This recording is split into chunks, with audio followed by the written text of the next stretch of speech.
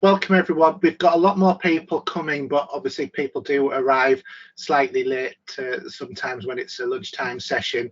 So just like to welcome you to the October Masterclass, and this one we're looking at parental conflict, and we've got Caroline Porter and Sarah Atkins here to talk to us about that. Just so that you're aware, obviously, this session is going to be recorded because we like to make it available to everybody later on via our YouTube channel.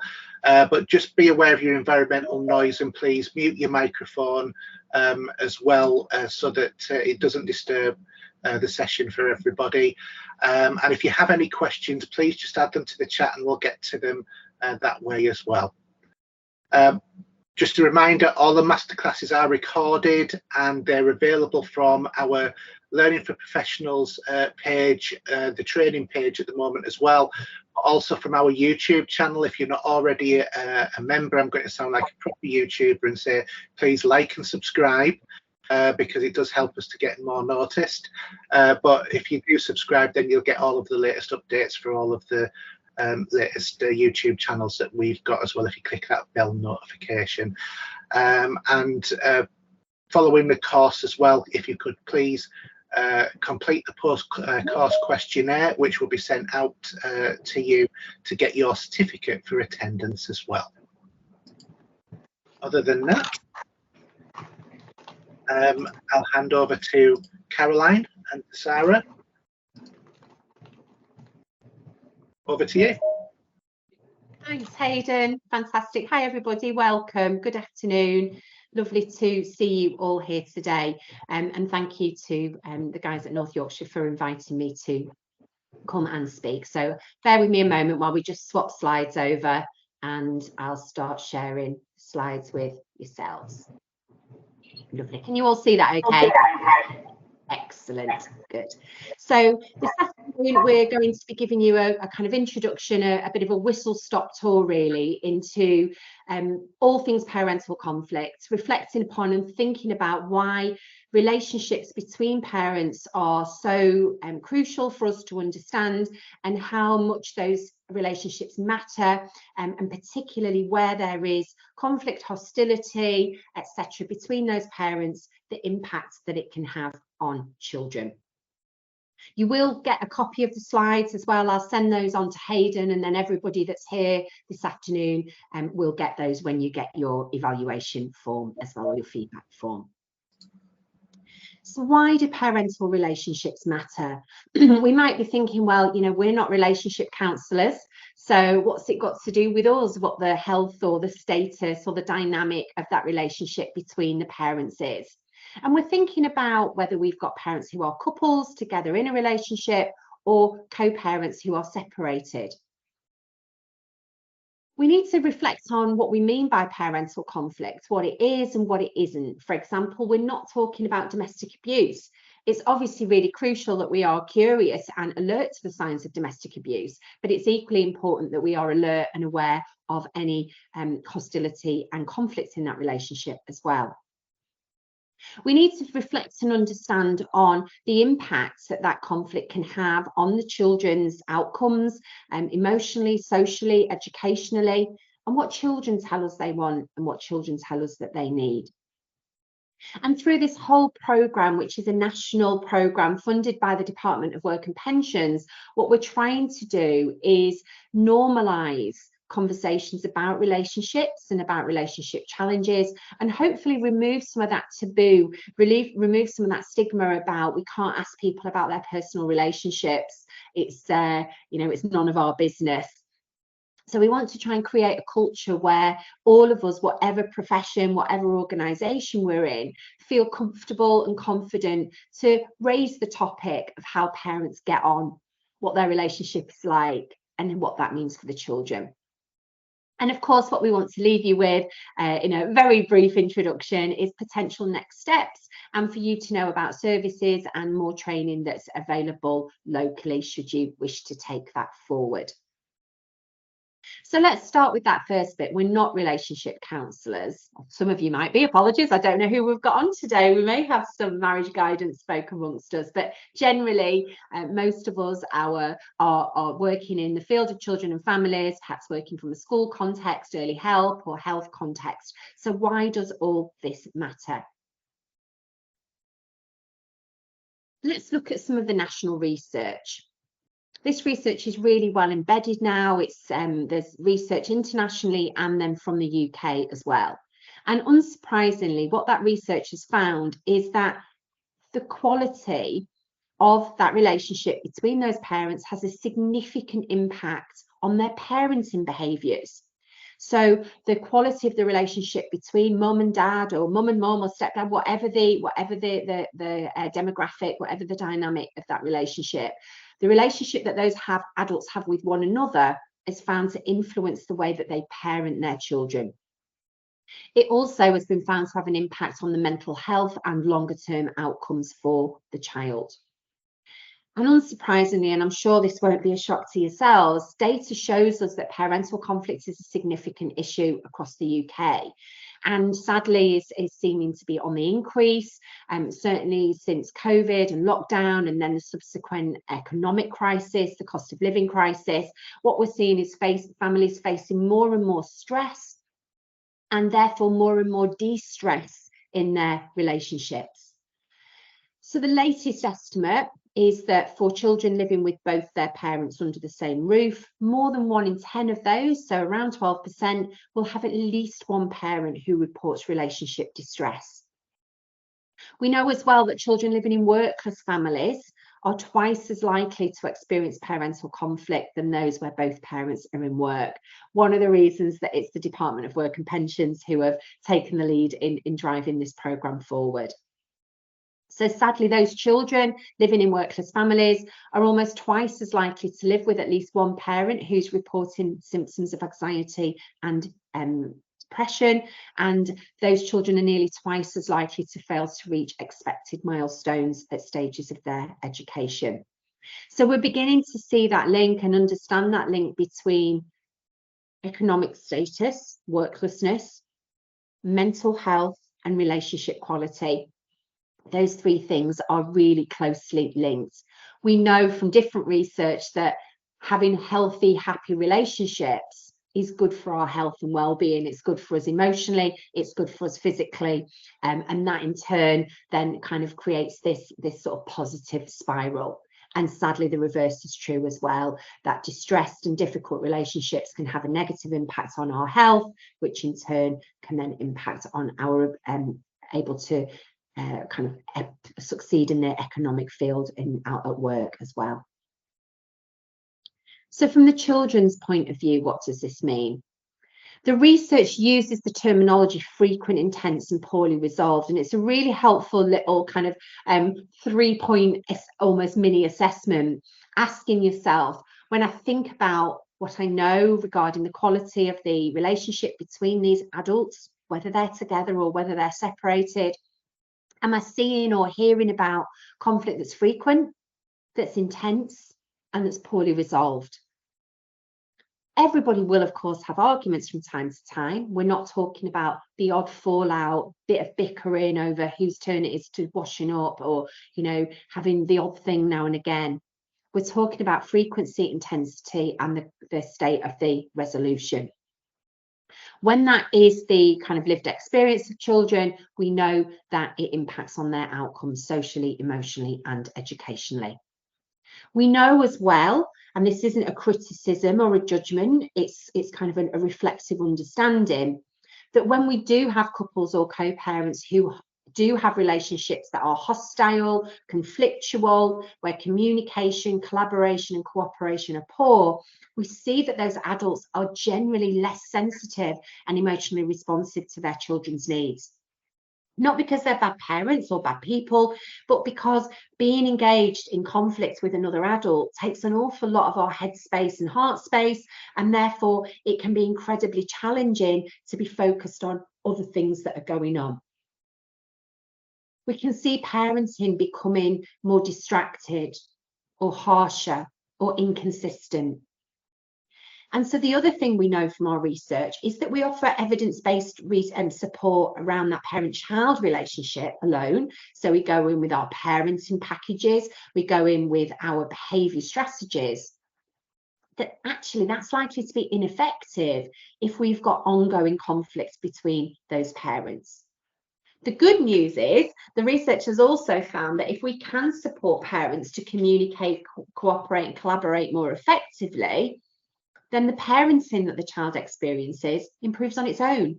We almost don't need to do that parenting work because it will, in many cases, resolve itself. We also know that when there's parental conflict between those adults, whether they are together or whether they are separated, that can impact on the quality of the relationship that the child has with their parents. And we see, sadly, particularly where parents separate, we run the risk of parental alienation, where the child decides to completely cut off and break all ties with one parent. Even if it's not at that extreme, we see episodes where because of the distress and the hostility between the parents, it's just almost impossible for the non-resident parent to maintain a healthy, effective relationship with their child, even if that's something that they really wanted to do. And in a nutshell, what we see is that when parents get on well, their children do better. And by getting on well, we're not suggesting that everything has to be perfect and rosy, but that we're looking for that basic level of communication and cooperation and a degree of respect for one another's role as parent. So it's helpful if we start to think about relationships as being on a spectrum.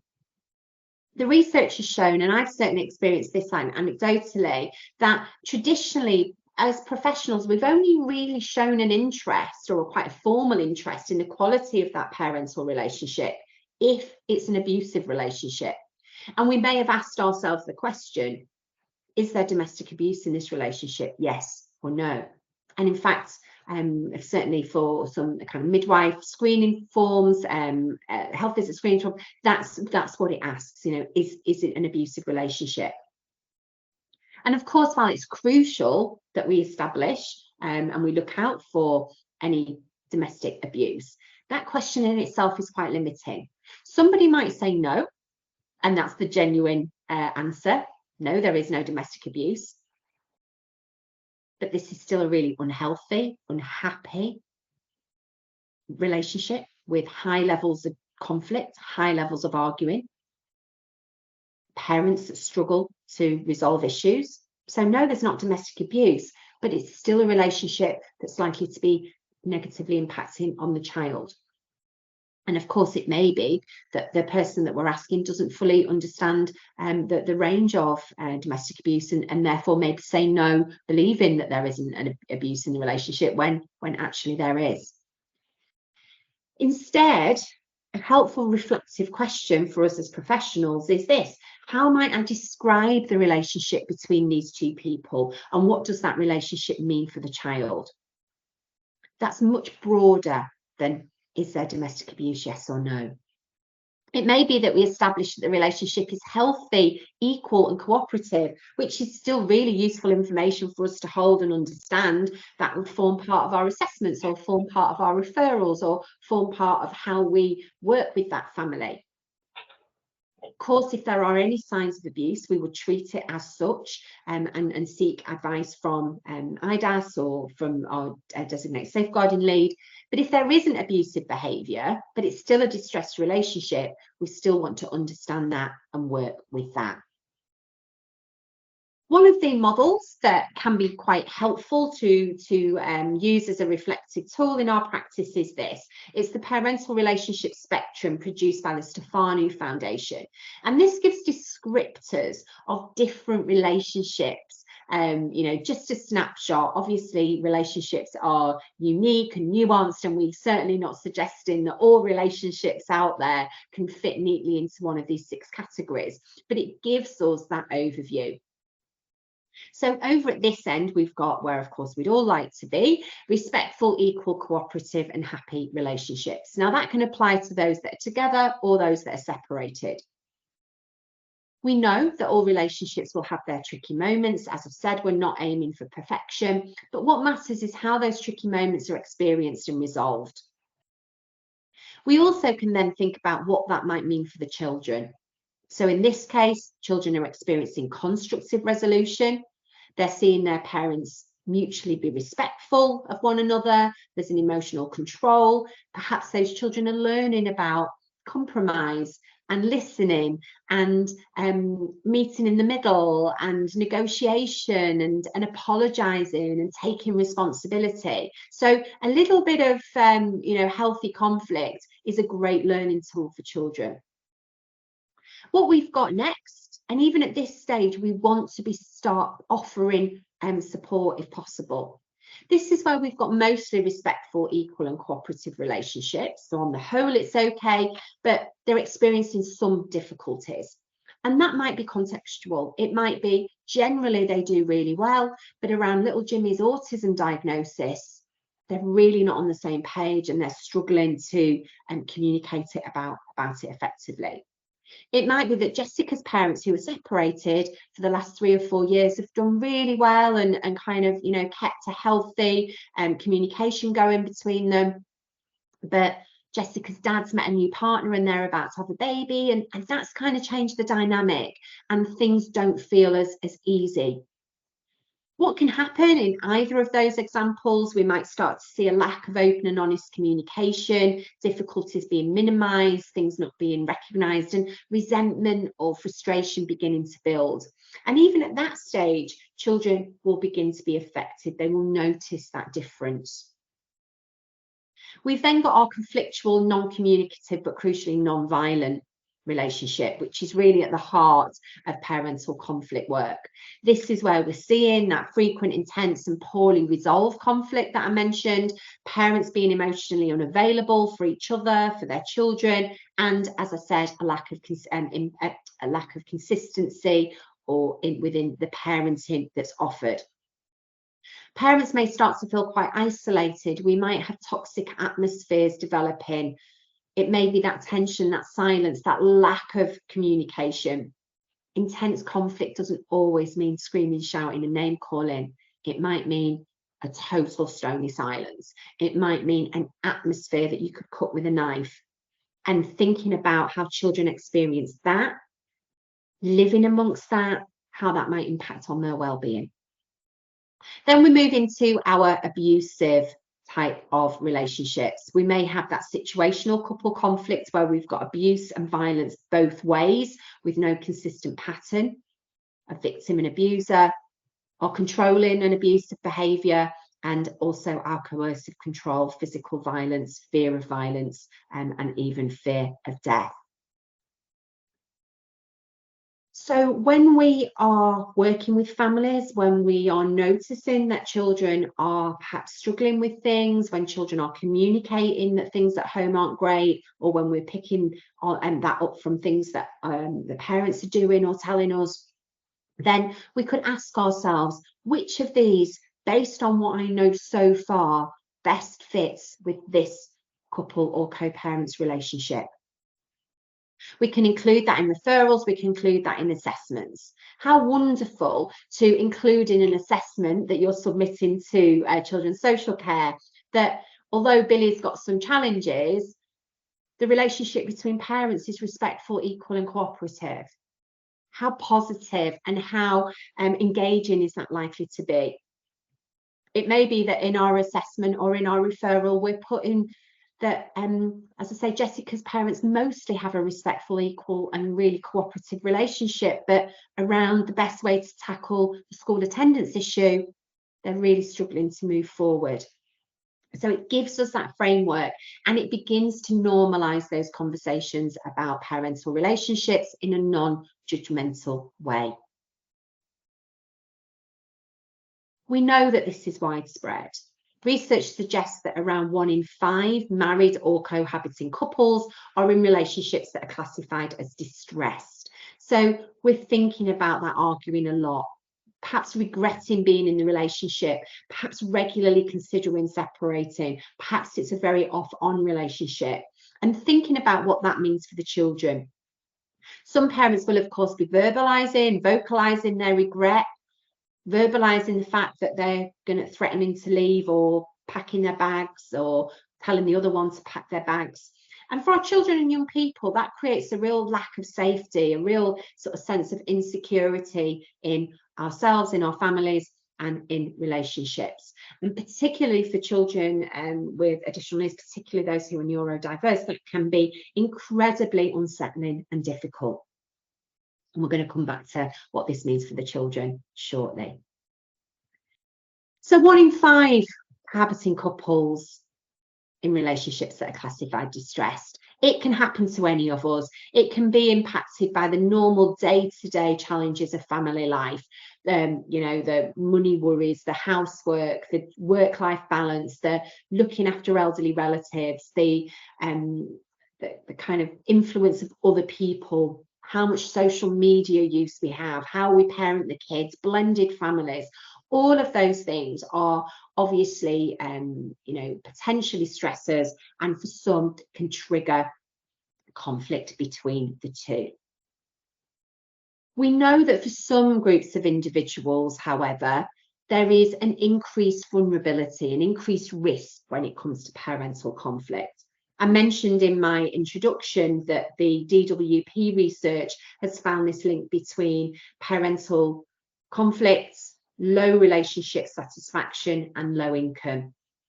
So this isn't to single people out and say, you know, you're bad at relationships. What it is recognizing and acknowledging those additional stressors and being curious to explore, what do those additional stressors mean for you guys as a couple or as co-parents? Does that lead to more arguing? Does that put extra strain on your relationship?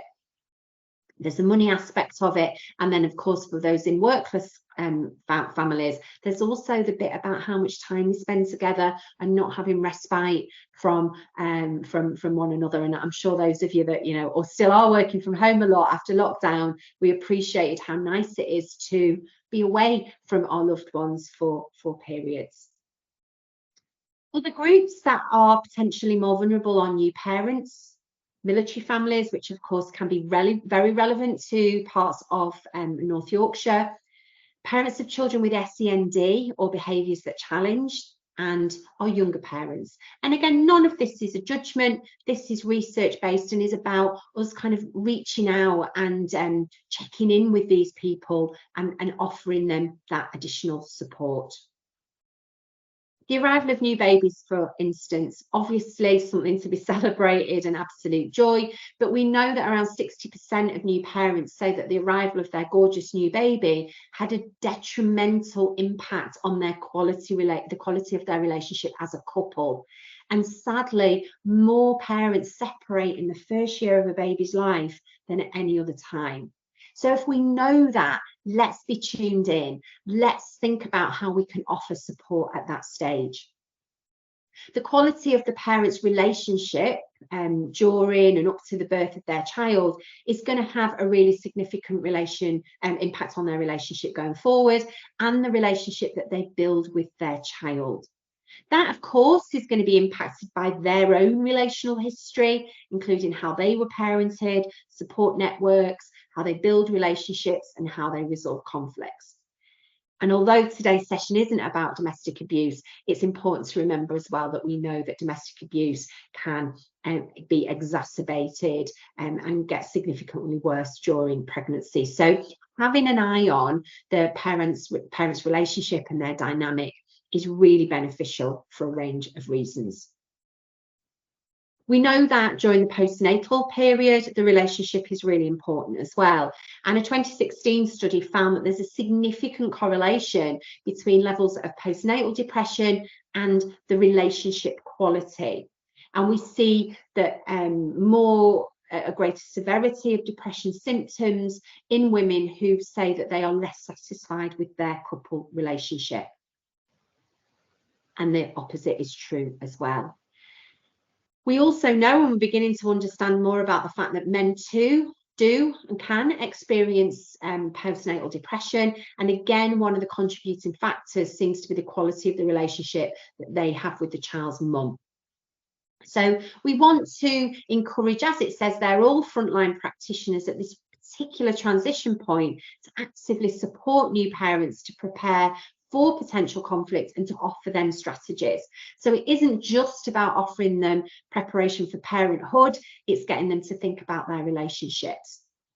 And we've got a programme that I'm going to briefly share with you later on in the presentation, which is a free online course called Me, You and Baby 2, which any new and expectant parent in North Yorkshire is welcome to complete, and they can do it in their own time. And it just gives them that kind of reassurance and some top tips about how important their relationship is to their baby and how they can communicate with one another. And again, by offering that universally, we begin to normalise relationship conversations.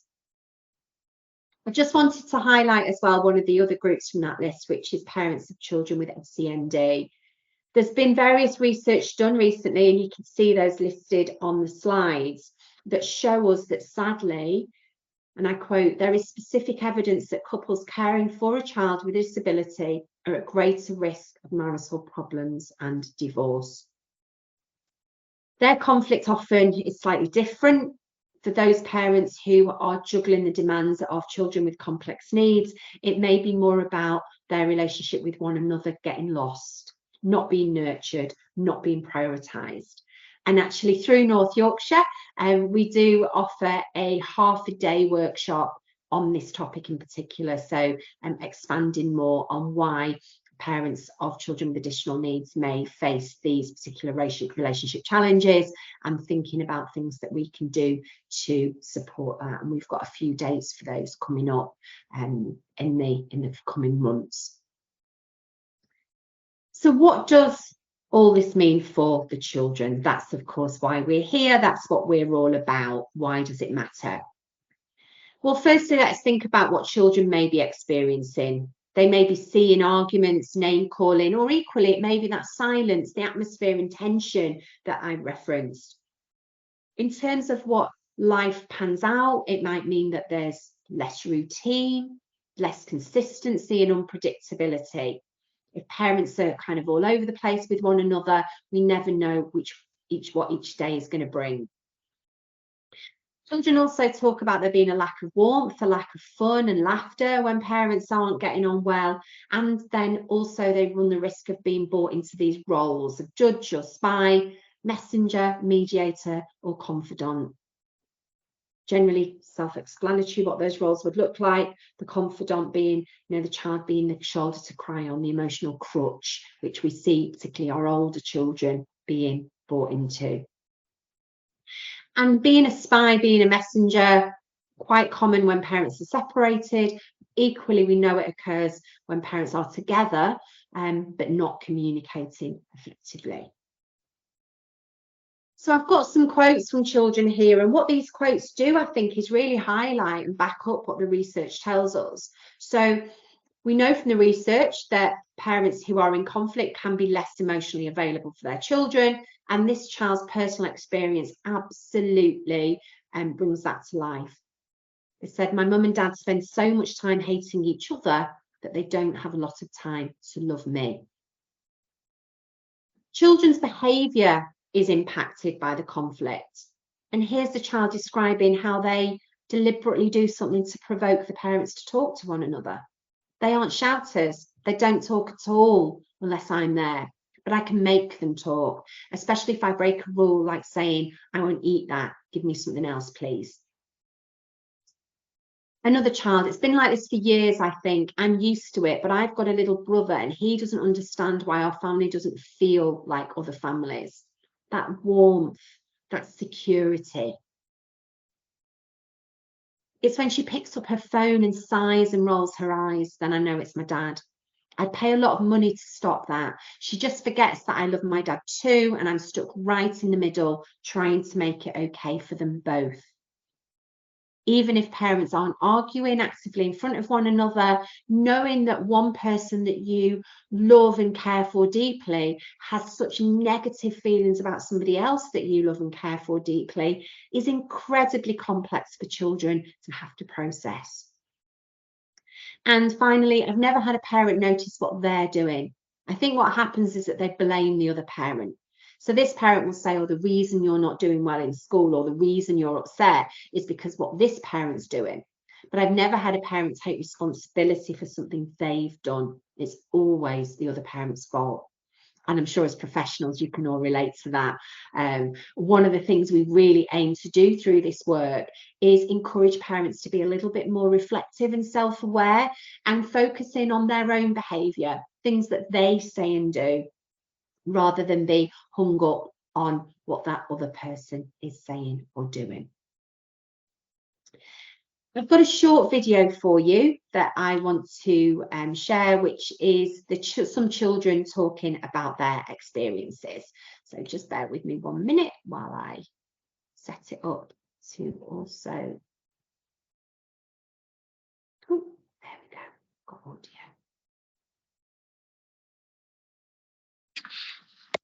Say why they always argue about why one of them has more money than each other. Does one want more money? One wants more money, and the one who's got all the money doesn't give, only gives a little bit to my grandma. Well, once they were shouting, and it was really loud. It was really loud, and our road is really long, and we were on one side having a walk, and then they started having an argument, and then they started shouting, and the people from the other side of the street could hear it. They were so loud. They were arguing in the kitchen, and I went in the front room and I sat on my dad's chair, and I was all choked up crying because I was upset. Sometimes it's not very good because they shout all day, and really I can't do my homework at school from St. Peter's Anna Jane, and I can't do anything because they're shouting. Well, I just feel inside like a frost is coming inside, and everything's going wrong in the world. And then when they make up, then it feels like it's all coming back, and all the summer's coming back.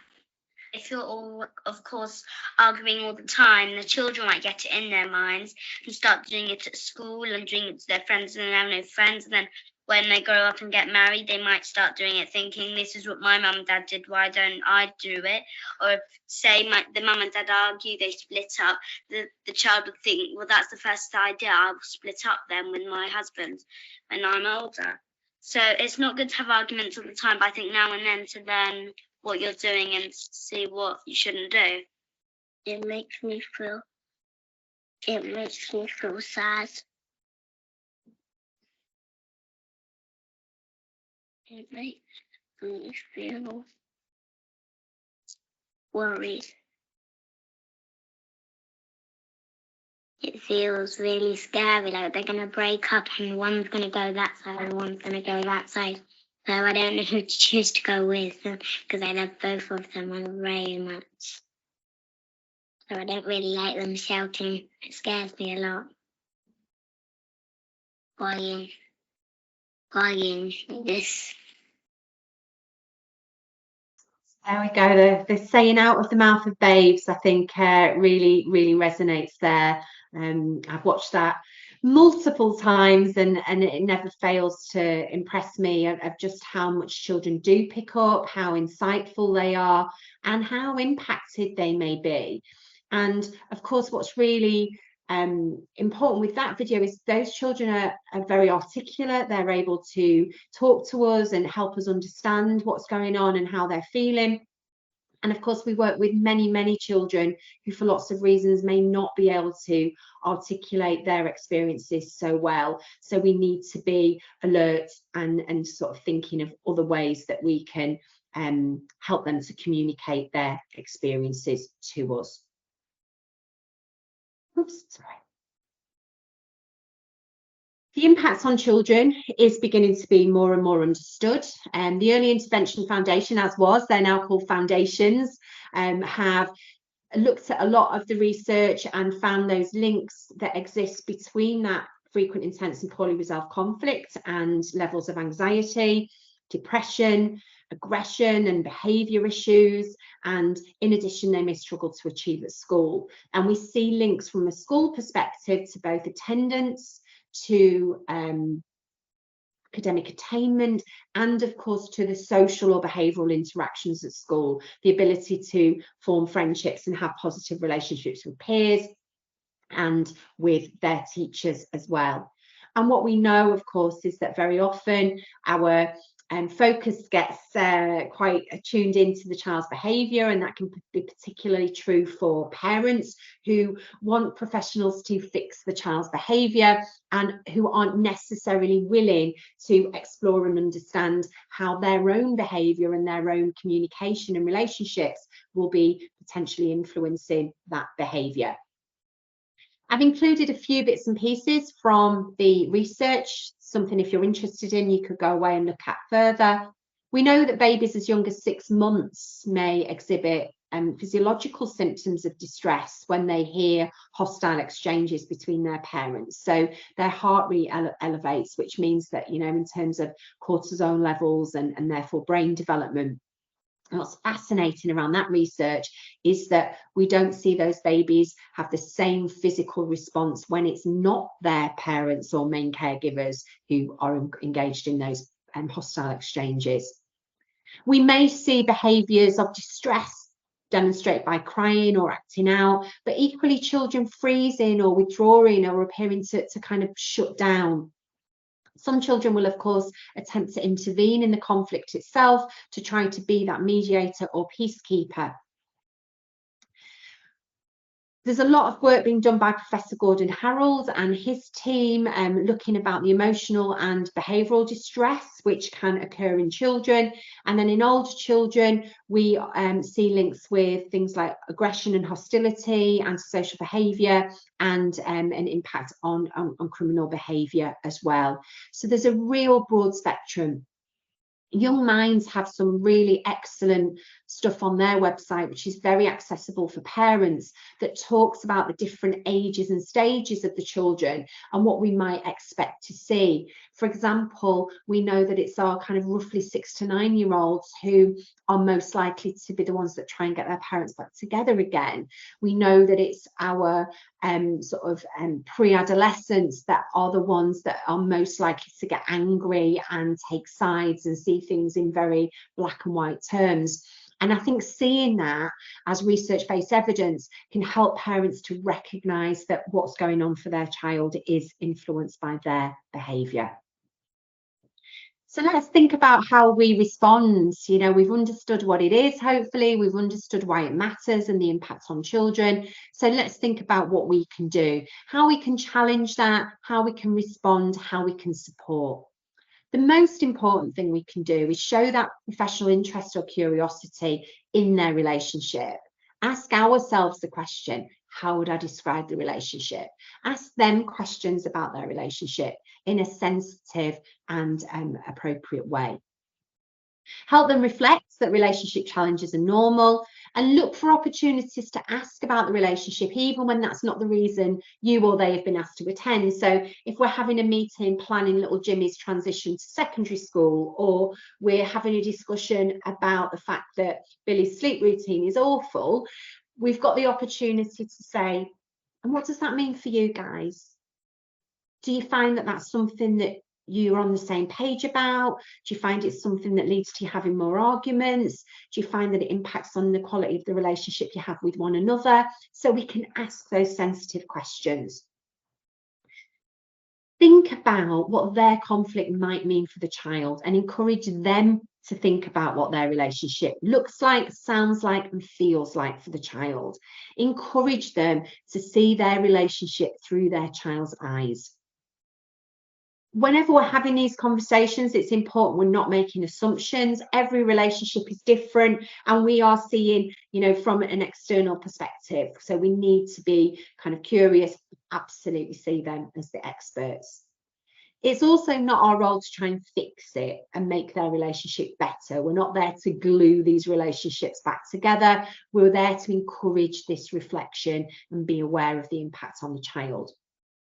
And crucially as well, don't take sides and make sure that both parents can share their views. What we know is that if we as professionals tend to align ourselves and sit alongside one parent and build a relationship with one parent, we potentially exacerbate that conflict because there's something else for them to feel aggrieved about. There's something else for them to be frustrated about. Well, you know, that work has taken your side, or you know, we get one parent that does the parenting course and becomes the expert, and that then leads to conflict and tension between the two of them. So we need to think about how our influence can potentially impact their relationship. Any of you that's job role involves any kind of diagnosis process as well, we know that there's particular research around that. When we do the half-day SEND session, we look at that in more detail, that there's been a proven link between a couple or co-parents' relationship quality and their experience of their child going through a diagnosis process, which is just fascinating stuff. So how can we raise the topic? How might we begin the conversation? These are just suggested questions. It is not a script. It is not a checklist that you would take and ask them one question after another. It's giving you suggestions of how you might weave some of these points into your conversation. So with everything that's going on for you guys at the moment, what's that meaning for you and your partner, and or you and your child's other parent? All this stress that you're facing at the moment must put a lot of pressure on your relationship with one another. What's that been like for you? How are you guys coping? Do you feel that you're having more arguments? What do you think that might mean for the child? And it may be that, of course, if you're in your role, you are somebody that is working directly with the child or young person, you can bring the child's behaviour or reflections in there as well. Like, okay, that makes sense, because, you know, you're saying that you guys are really not getting on at the moment, or there's a lot of stress. And actually, we have noticed that Billy's been a lot clingier recently, and we've sort of seen that change in him. So I'm wondering if those two things are linked. My favourite question that I think is so powerful: how do you think that your child would describe the relationship between you and their other parent? What words might they use? Why is it that you think they'd say that? So powerful. It doesn't matter if the child is non-verbal. It doesn't matter if it's a 6-month-old baby. It doesn't matter if it's a teenager that isn't actually wanting to share their reflections with us. We can get the parents to hypothesize, to imagine what the child might say if they were describing the relationship. We can also ask questions when parents are, you know, really under the cosh and have got a lot going on. So it might be new babies, it might be parents of children with SEND, or children with very challenging behaviour. Do you guys get the chance to be a couple and not just parents? How do you take care of your own relationships? When was the last time that you were Ella and Dan and not just mum and dad? Do you ever get the chance to have a date night and regroup? What would be helpful for you? What support do you need? Because this isn't about blame and criticism. It's about helping them acknowledge some of the challenges they're experiencing, and then think about what support might be possible. I've got Sarah Atkins here with us, who in a minute is going to talk to you a little bit more about how you can get support in North Yorkshire, or what's available. But I just wanted to introduce to you one of the very accessible resources, which is the 1+1 digital packages.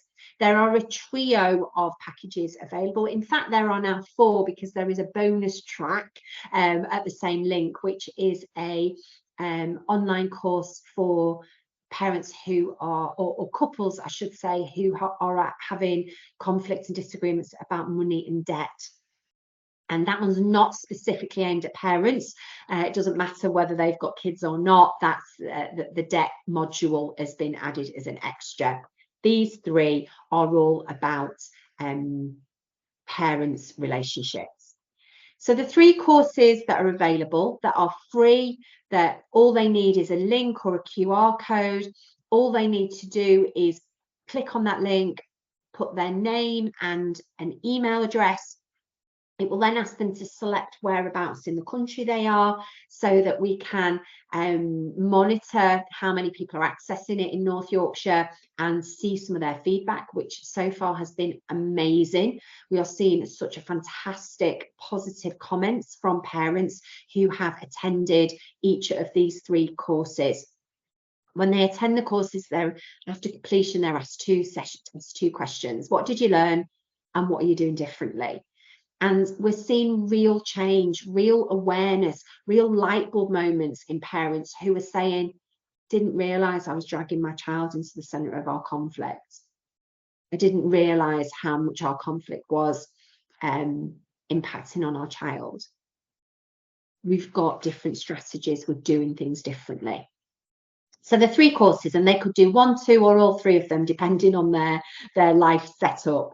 Me, You and Baby Too, for new and expectant parents, talks to them about nurturing their relationship as a couple. It talks to them about how their relationship's going to matter to the baby's brain. It talks to them about tips for reducing the stress and communicating effectively. And it's done through little videos and quizzes, and it's very interactive. Our next one is Arguing Better. This is aimed at couples who are together, who are struggling with their communication, and it gives them tips on how to argue more effectively, to have disagreements that are constructive and productive. It talks again about the impact on children and the importance of making sure that we don't bring the children into those disagreements. And then the third one is Getting It Right for Children. This course is aimed at separated and separating parents, and again acknowledges how hard that separation process is and the myriad of personal emotions they might be experiencing. It talks about the roles that children may find themselves in and how we can avoid that, and it gives tips for communicating with your ex-partner in a more constructive and productive way.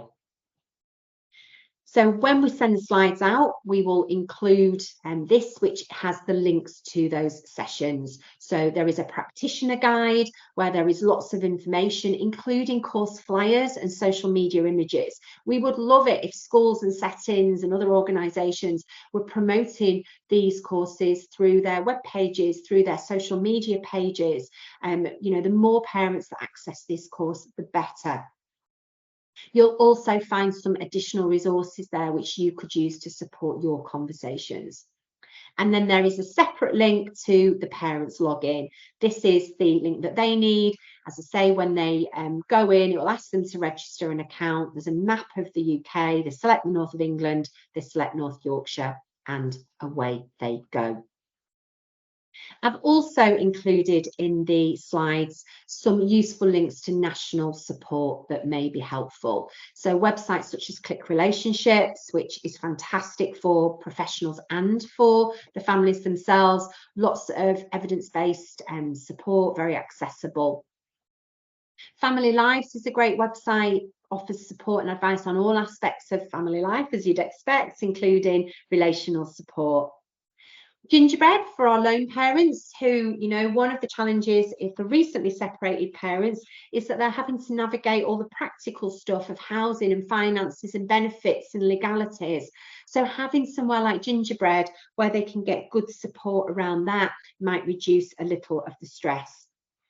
We've got See It Differently, a fabulous resource, which is a series of video scenarios with parents having conflict in front of their children, and then they get the chance to see, they get to observe their own behaviour and see just how impactful their behaviour is on the children, and they get the chance to have a go using some of those strategies of staying calm, taking a deep breath, listening to the other person's perspective, you know, kind of counting to 10, all of that stuff. And then Young Minds, I've mentioned already, they have some brilliant stuff for parents around separation in particular, thinking about the way that children may be processing that experience and how we may see some which for parents and professionals may be kind of quite challenging behaviour from the children, that actually could be linked to the parents' relationship experience. And so there's the opportunity for parents to think about that as well. So that's included in the slides, all of which you are going to get via Hayden. So I'm going to stop sharing my slides now, and then I am going to invite Sarah Atkins, who is the strategic lead for parental conflict across North Yorkshire, to come in, and she's available if we've got any questions around what's happening in North Yorkshire, but also a little bit about where we're going with this. Do keep questions coming in the chat if you've got any of those, and I can have a look while Sarah's doing her bit. So over to you, Sarah. Thanks a lot. Hi everyone. So as Caroline has said, I am Sarah Atkins. I am the practice supervisor in the Stronger Foundations team for Stronger Relationships.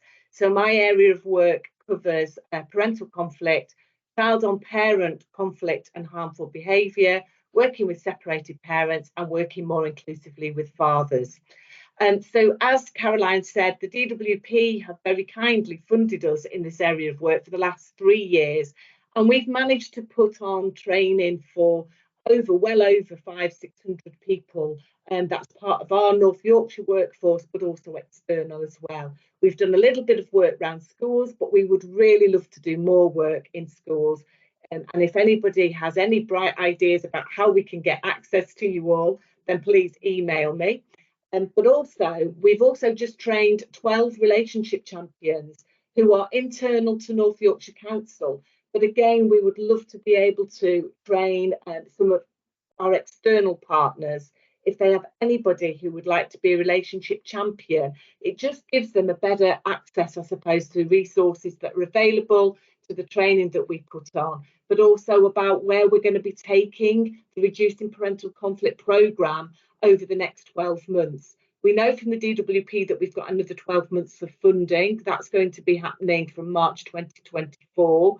And we know that the central government are really keen to keep this programme going because of the correlation, as Caroline said, about the impact that the parental conflict has on children and young people is very similar to the kind of impact that children and young people who are witnessing and observing and in the middle of domestic abuse, it can also be as impactful as that. So we need to be making sure that we're getting the message across to everybody who's working within a children and families workforce. And so please email me if you need any more information about what we're doing within North Yorkshire, and also if you've got any ideas about anything else that you'd like to see happening within the area of work that you're working in. Okay. Have we got any questions? Thank you, Sarah. Are there any questions or comments? Please do use the chat box if there's anything you would like to ask, or whether it's about future training or... No, we don't have any questions. I'll hand back over to you then, Hayden. Thank you.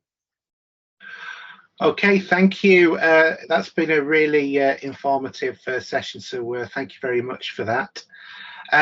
Just to finish off today's session, just a reminder of our up and coming masterclasses. If you're working in early years, then we have an evening masterclass for early years, specifically for anybody who's offering early years services. In November, our focus will be the Drink Drive campaign and general safeguarding messages. In December, we will be looking at the modern slavery awareness and NRM. And then in January, we're looking at MACE, and February, we're looking at learning from LADOs. For more information on all of those, and also to be able to book on any of the masterclasses for all of 2024, then just visit our website training page for more information. Just a reminder, on completion of every masterclass, if you can provide feedback via the NYES link that will be sent to you after the session, then you will be able to get your certificate. Otherwise, you'll be able to also access this video from the YouTube channel as well.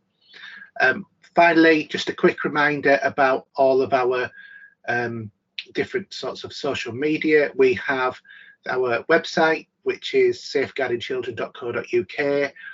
You can get us on X or Twitter at NYSCP1.